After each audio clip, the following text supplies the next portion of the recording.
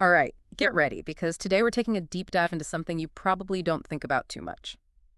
Numbers. Numbers. Really? Numbers, or, well, more specifically, we're diving into the integers from 1 to 2,000.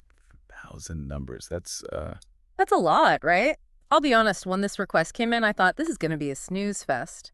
But then I really started thinking about it. And it turns out that even in a sequence as simple as the numbers 1 to 2,000, there are some really fascinating things hidden under the surface. I mean, that's kind of what math is all about, isn't it? Like, Yeah. we're surrounded by this code, this language that's behind everything, but we just, never really think about it. Like the air, right? Yeah, Essential, but we never even notice it.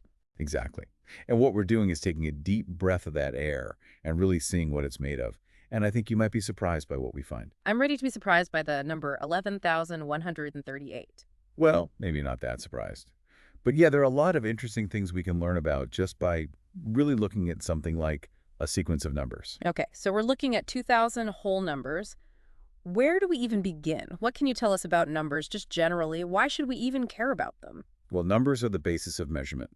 Time, distance, amount, all of those things rely on numbers. True, we use numbers for everything. Cooking, the stock market, you name it. Exactly. And beyond that, numbers are how we think, how we solve problems, even how we're creative. Okay, so numbers are important. But what's so special about a list that's just, well, counting from 1 to 2,000? Because even something as simple as counting can teach us something about how we understand numbers. It's like we're holding up a mirror to our own brains. Okay, so how do we start digging into these numbers? What's the first thing we should look at? Well, let's start with something that seems really obvious. The way the numbers are presented in groups of 10. You mean like how they're written out on the page? Yeah, exactly. It seems simple, but it actually shows us something really important about how we use numbers. The power of 10. Okay, I'm listening. How does a list of numbers show us the power of 10? Well, imagine if you wanted to count to 2,000, but you didn't have a way to group numbers together. Oof, that sounds rough. Right.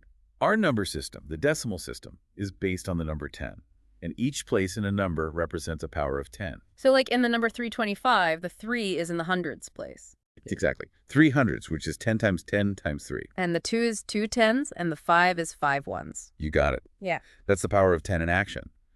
We can write really big numbers using only 10 digits. It's like a code that we all just know. And there's a theory that we use 10 because, well, we have 10 fingers.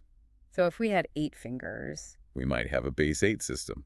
Wild. Okay, so our list of numbers shows us this base 10 system.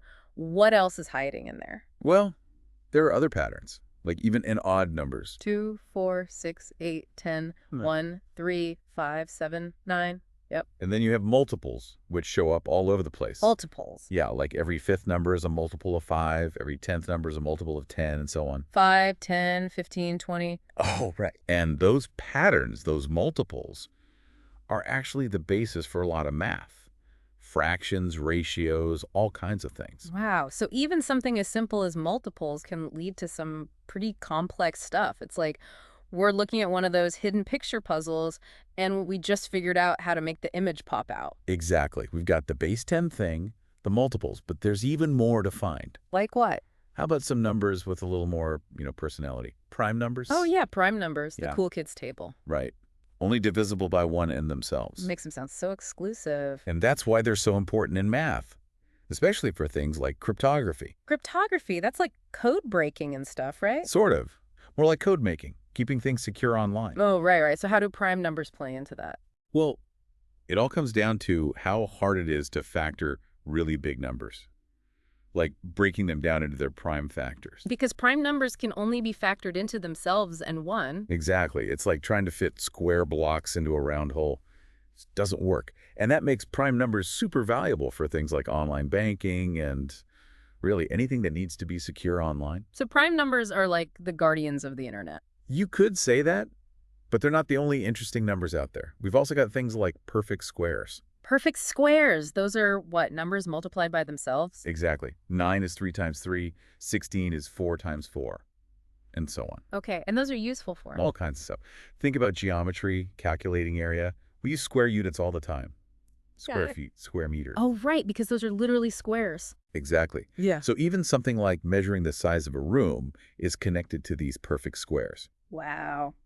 This has been pretty mind-blowing. I never thought I'd be so interested in a list of numbers. That's the beauty of math, though, right? There's always something new to discover, even in the most ordinary things. It's like we've been looking at this boring old map, but now we're starting to see all the hidden paths and secret trails. And who knows what we'll find if we keep exploring.